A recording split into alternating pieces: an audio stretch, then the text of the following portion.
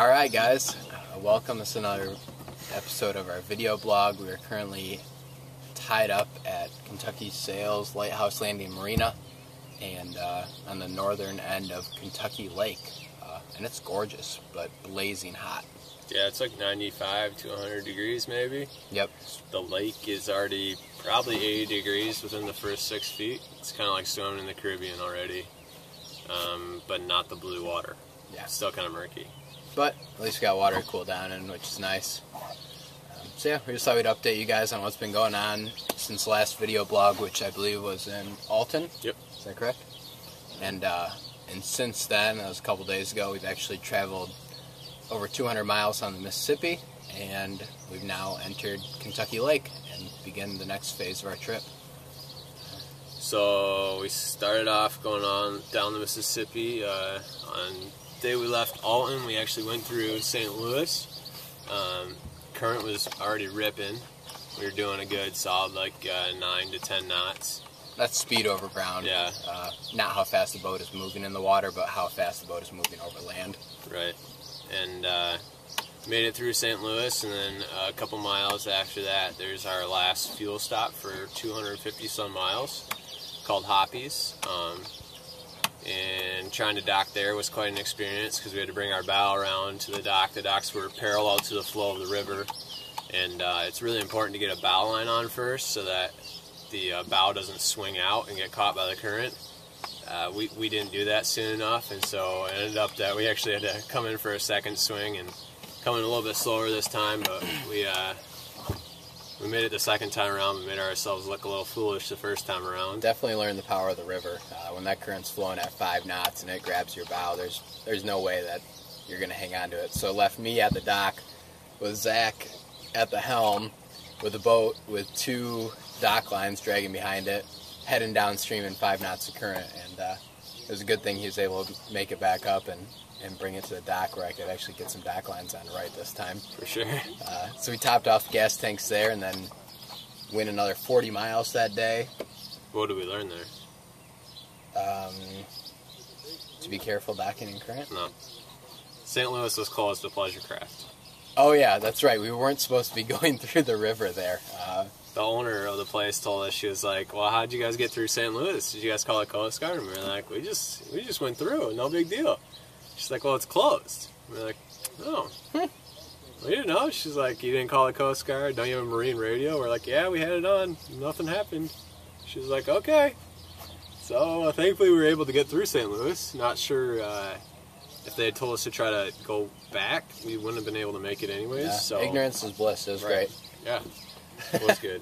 So we went the next 40 miles that day and tied up next to a lock there. Had a nice quiet night sort of off the river, which is really good because anchoring into 4 or 5 knots of current is... It's quite a challenge. A little tense at moments for sure. I think we covered 85 miles that day. Yep. Pretty good. Then the next day we were up early again, and because we wanted to cover the remainder of the distance until we hit the Ohio. And so we ended up covering 120 miles that day. Yeah, we were cruising easily at pretty much 10 knots the whole time, just cruising down the river. And actually, if you watch the video before this one of us going through the barge wake, that's us trying to make it into the canal where we tied up at the lock. Yep. So you should definitely check out that video. It's kind of funny. After we made 120 miles, we tied up basically at the junction of the Mississippi we anchored in the junction of the Mississippi and the Ohio. Spent the night in a beautiful spot there. Yep. We got some good sunset pictures from there in our photos. And then the next morning we started making our way up the Ohio with uncertainty about how fast we could go. Yeah, because prior to that point we've been going with the current, so we're making great speed. In the Ohio River, we actually have to go upstream and about 46 miles to hit the Tennessee River. And we had no idea how the current was running, so we were very relieved to find that if we would stick close to the bank, the current was a knot or less. So we were able to make between 4 and 4.5 knots of boat speed over ground, which was awesome. Yeah, so I think we made 40 miles that day. Nothing compared to the previous day. Anchored out in front of a state park, went and checked out this old fort. Fort Massac. I don't know. When was it built? No idea. I'd be lying if I told you. I Okay. don't know. Anyways, it was kind of cool. And then, was it just yesterday? Mhm. Yeah, we made it up to Tennessee. Made it past the rest of Ohio, made it up to Tennessee. There's a lock in between Kentucky Lake here and the Tennessee River. Yep. And Pretty big rise, probably 50 feet or so, and we ended up having to wait 2.5, 3 hours. it's a They were long sending time. some barge traffic up ahead of us, so we just hung out below the dam, went swimming, tried to stay cool in the 100-degree heat, and eventually made it up the lock. And we are now currently on the northern end of Kentucky Lake, which was actually created a number of decades ago by